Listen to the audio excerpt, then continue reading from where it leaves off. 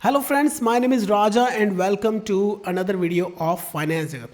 दोस्तों, आपने किसी लोन में डिफ़ॉल्ट किया जिस वजह से कि आपका स्कोर जो है वो ख़राब हो गया। अब आप कहीं पर भी लोन लेने जाते हैं तो वहाँ पर आपको मिलता है रिजेक्शन। क्यों? क्योंकि आपका स्कोर ख़राब है, आपका सिबिल कम है। तो अगर आप अपने सिबिल्स को वापस से 750 प्लस करना चाहते हैं तो इस वीडियो को शुरू से लेकर अंत तक जरूर देखिएगा, क्योंकि दोस्तों इस वीडियो में मैं आपको बताने वाला हूं एक कंप्लीट प्रोसेस जिसको फॉलो अगर आपने कर लिया तो आपका स्कोर चाहे जितना मर्जी कम है, आपका स्कोर चाहे 500 है, 600 है, 650 है, 700 है, कितना भी है, आप उसको बड़े आराम से 750 प्लस कर लेंगे। लेकिन क्योंकि दोस्तों मैंने इसके अंदर हर तरह की चीज़ को कवर किया है, हर तरह का केस लिया है, अलग अलग क्लाइंट्स को ध्यान में रख के उनके केसेस को, सिचुएशन को ध्यान में रख के ये वीडियो बनाया है, तो इसलिए ये वीडियो लेंथी हो सकता है। लेकिन अगर आपने इस वीडियो को शुरू से लेकर एंड तक देख लिया तो दोस्तों आप अपने स्कोर को ईजिली, बहुत आसानी से 750 प्लस कर लेंगे, और वो भी कुछ ही दिनों में। ओके। और अगर आपकी भी ऐसी ही कोई प्रॉब्लम है, जैसे कि आपका स्कोर कम है या आपके सिबिल में रिटर्न ऑफ है, ओवरड्यू है, फेक लोन है, सूट फाइल्ड है, कुछ भी है, तो स्क्रीन पर दिए हुए नंबर को अपने मोबाइल में सेव करिए और हमें मैसेज करिए। आपको तुरंत रिप्लाई आएगा कि आप अपनी प्रॉब्लम को किस तरह से सॉल्व करवा सकते हैं। हज़ारों लोग हैं जो कि हमें मैसेज करते हैं, आप भी मैसेज करके हमारी पेड सर्विस लेकर अपनी प्रॉब्लम को सॉल्व करवा सकते हैं। तो सबसे पहले तो दोस्तों मैं आपको ये जो सिबिल रिपोर्ट आप देख रहे हैं इसके बारे में थोड़ा सा बताना चाहूँगा। देखिए, ये रिपोर्ट मुझे मेरे क्लाइंट ने सेंड करी है। इस रिपोर्ट के अंदर आप देख सकते हैं स्कोर कितना है, 758। लेकिन थोड़े टाइम पहले ये जो स्कोर था इससे भी ज़्यादा था। ये स्कोर था जी 782। तब इन्होंने क्या किया, इन्होंने एक पर्सनल लोन लिया था 5 लाख रुपीज़ का, और बड़े आराम से लोन की EMIs पे कर रहे थे। लेकिन अचानक क्या हुआ, अचानक ही इनकी जॉब में कोई प्रॉब्लम आई और सैलरी आनी बंद हो गई। जब सैलरी आनी बंद हो गई तो फिर क्या हुआ, इनकी जो EMI है ना वो थोड़ी सी डिस्टर्ब हो गई, मतलब एक तरह का डिफ़ॉल्ट हो गया EMIs के अंदर, और इनका जो स्कोर है वो 782 से गिर के कितना हो गया जी, 640। ओके। तो उसके बाद ये मेरे से मिले और मैंने इनको एक प्रोसेस बताया जो कि मैं अपने हर क्लाइंट को बताता हूँ। डिपेंड करता है अलग अलग सिचुएशन पर, ठीक है, कि किसी की क्या सिचुएशन, किसी क्या सिचुएशन है, अलग अलग क्लाइंट पर अलग अलग प्रोसेस चलता है। तो उस प्रोसेस को फॉलो करके देखिए दोस्तों, फिर से इन्होंने अपना स्कोर कितना कर लिया, 758। तो दोस्तों चलिए फटाफट हम स्टार्ट करते हैं। पहली बात तो ये है दोस्तों कि आपके पास ना ऐसी सिबिल रिपोर्ट होनी चाहिए जिसमें कि ये सारी डिटेल आ रही है। देखिए, आप क्या करते हैं, आप फ्री में सिबिल स्कोर चेक करते हैं। जब भी आप फ्री में सिबिल स्कोर चेक करते हैं ना तो आपको ज़्यादा डिटेल नहीं मिलती है। वहाँ पे स्क्रीन पे सिर्फ एक ऐसे मीटर आता है, वहाँ पे लिखा होता है कि ये आपका सिबिल स्कोर है, लेकिन ये कम क्यों है, डिटेल कहाँ पे है, वो अपने को नहीं मिलती है। तो सबसे पहले हमारे पास एक प्रॉपर सिबिल रिपोर्ट होनी चाहिए जो कि निकलती है सिबिल की वेबसाइट या सिबिल के सर्वर से, या आप हमारे साथ कॉन्टैक्ट करिए। पेड सर्विस है, ये चार्ज लगता है इसका, लेकिन ये करेक्ट सिबिल रिपोर्ट आपको मिल जाएगी। अब देखिए, जब ये सिबिल रिपोर्ट निकली तो इसके अंदर में देखिए यहाँ पर आपको ये पता लग रहा है कि मेरा स्कोर कम क्यों है, ये कम क्यों था। पहली बात तो क्या है, प्रेजेंस ऑफ सेवरल डिलिंक्वेंसी, इसका मतलब कि लेट पेमेंट थी। तो जैसे मैंने आपको बताया EMI में डिफॉल्ट हो गया, इनका पेमेंट लेट हो गई है, तो ये सेम चीज़ है। पास्ट में भी यहाँ पे लिखा हुआ है कि भैया आपने लेट पेमेंट किया है। क्रेडिट एज भी कम है। क्रेडिट एज का मतलब है कि इन्होंने जैसे अभी अभी लोन लिया, सपोज 1 मंथ अगो इन्होंने कोई लोन लिया, तो क्रेडिट एज जो है वो यहाँ पे कम बताएगा। यहाँ पे जो भी वो बता रहा है ये मैटर नहीं करता, क्योंकि अलग अलग रिपोर्ट में अलग अलग चीज़ शो करेगा। ओके। अब अगर आपने किसी लोन में डिफ़ॉल्ट कर दिया है, मान लीजिए कि आपने क्या किया, आपने बैंक से लोन लिया, कौन सा लोन लिया, पर्सनल लोन लिया। पर्सनल लोन मान लीजिए कि आपने लिया जी 2 लाख रुपीज़ का, और आप उसका पेमेंट नहीं कर पाए। अब आपका स्कोर खराब हो गया। अब वापस आपने अपने स्कोर को ठीक करना है, तो दोस्तों सबसे पहले आपने 5 क्वेश्चंस का आंसर अपने आप को करना है। ये आप साइड में लिख के रख लीजिए, ये बहुत ज़्यादा क्रूशल है जो कि आपके स्कोर को बढ़ाने का काम जो है वो करेंगे। ये स्कोरिंग फैक्टर्स हैं, ओके, ये आपके स्कोर को बढ़ाने का काम करें। वो 5 क्वेश्चन कौन से हैं वो मैं फटाफट दोस्तों आपको बता देता हूं। देखिए, सबसे पहला क्वेश्चन तो आपने अपने आप को ये पूछना है या ये देखना है कि मैंने कहां से लोन लिया, मेरा लेंडर कौन है, क्या वो बैंक है या वो एनबीएफसी है। अगर बैंक है तो क्या वो गवर्नमेंट बैंक है या वो प्राइवेट बैंक है। ये आप साइड में लिख के रख लीजिए, आगे अपने प्रोसेस में काम आएगा। दूसरा कि मेरी जो अमाउंट है वो कितनी है, क्या मेरी अमाउंट 10 लाख रुपए से कम है या ज़्यादा है, 10 लाख से अबव है या बिलो है। तो ये चीज़ भी आप अपने पास अलग से लिख के रख लीजिए, क्योंकि आगे जो हम प्रोसेस करने वाले हैं 750 प्लस वाले में, उसमें ये सारे के सारे आपके काम आएंगे।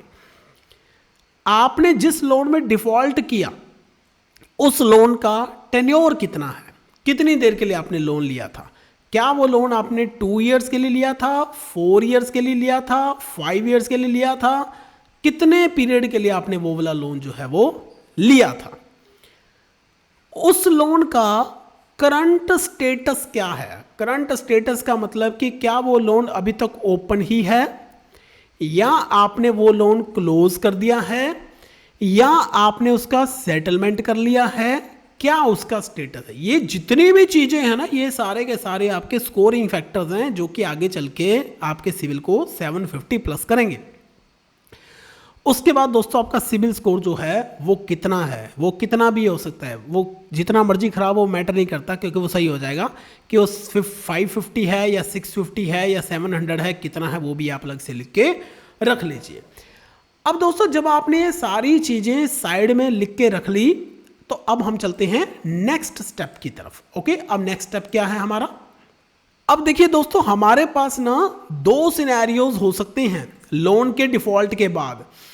पहला सिनेरियो क्या है कि आपने लोन की अमाउंट तो पे कर दी है लेकिन सिबिल के अंदर रिटर्न ऑफ लगा हुआ है, तो सिबिल जो है वो 750 कैसे होगा, लोन आपने पे कर दिया। दूसरा क्या हो सकता है कि लोन आपने पे नहीं किया है और वो रिटर्न ऑफ है और हमारा जो स्कोर है वो 750 प्लस कैसे हो सकता है। दोनों केसेस में ही हो जाएगा, कोई दिक्कत वाली बात नहीं है। दोनों में अभी आपको डिस्कस करके बताता हूं कि कैसे होगा, पूरा प्रोसेस दोनों में अलग अलग है। अब देखिए दोस्तों, मान लीजिए कि आपने लोन लिया था, आपने पहले डिफॉल्ट किया, जैसे मैंने आपको अभी बताया था, किसी कारण से ईएमआई रह गई भरने वाली या उस टाइम पैसे नहीं थे या कुछ भी था, डिफॉल्ट हो गया। उसके बाद आपने पेमेंट कर दी लेकिन सिबिल में रिटर्न ऑफ लगा हुआ।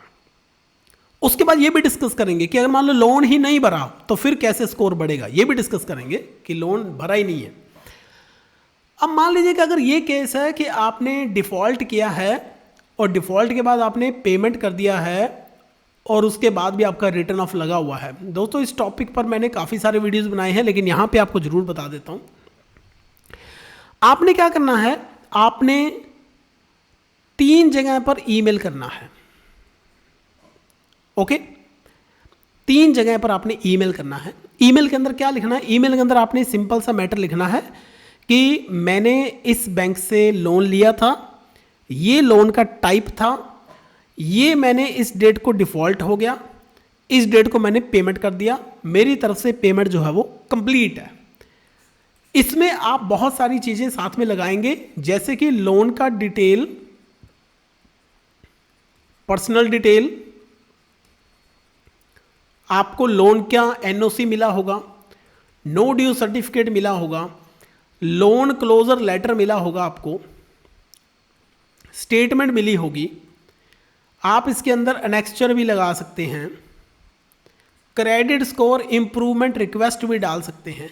ये सारा आप क्या करिए, या तो मेल के अंदर लिखिए या इसका एक फाइल बनाइए। अगर आपको नहीं समझ आ रहा फाइल कैसे बनानी है तो मैंने इस पर बहुत सारे वीडियोस बनाए हैं, हमारा पेड सर्विस भी है।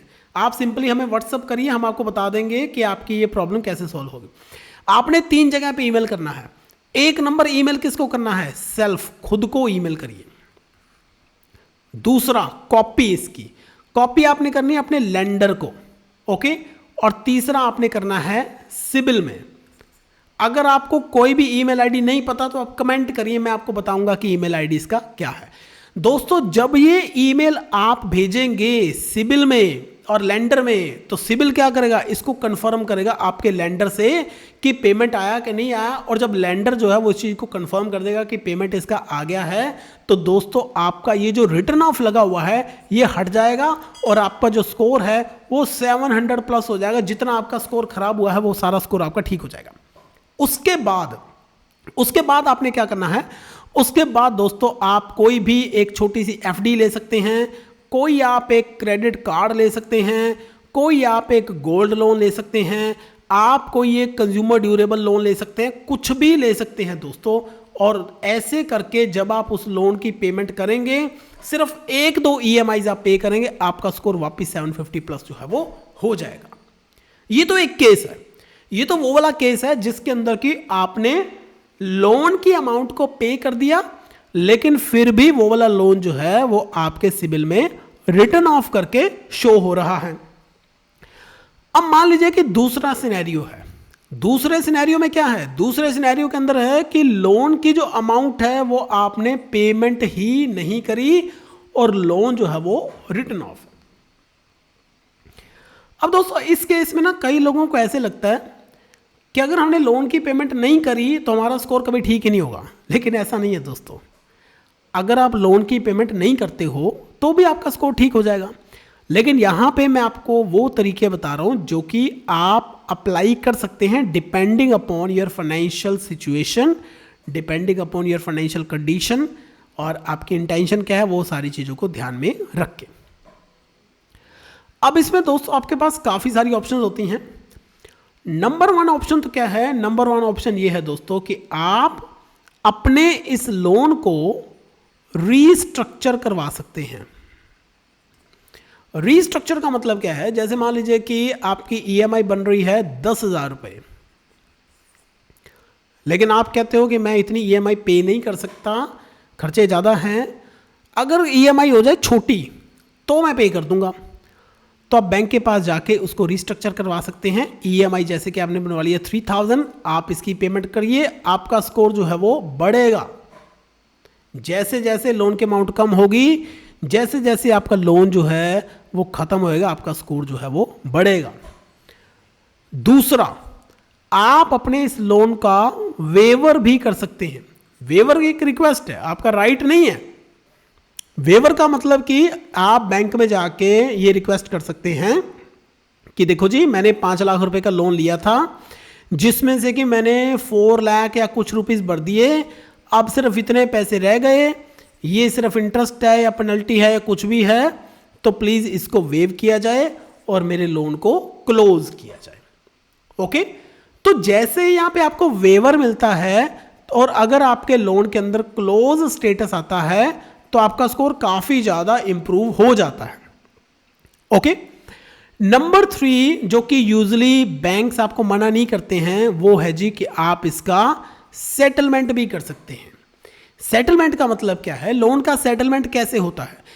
सेटलमेंट का मतलब है कि जैसे आपने 5 लाख रुपीस का लोन लिया, 2 लाख पे कर दिए, 3 लाख रुपीस रह गए, आप कहते हो भैया मैं और पेमेंट नहीं कर सकता, तो बैंक आके आपको बोलता है कि ठीक है आप हमें 1,50,000 रुपीज दे दीजिए, आपका लोन जो है वो क्लोज हो जाएगा।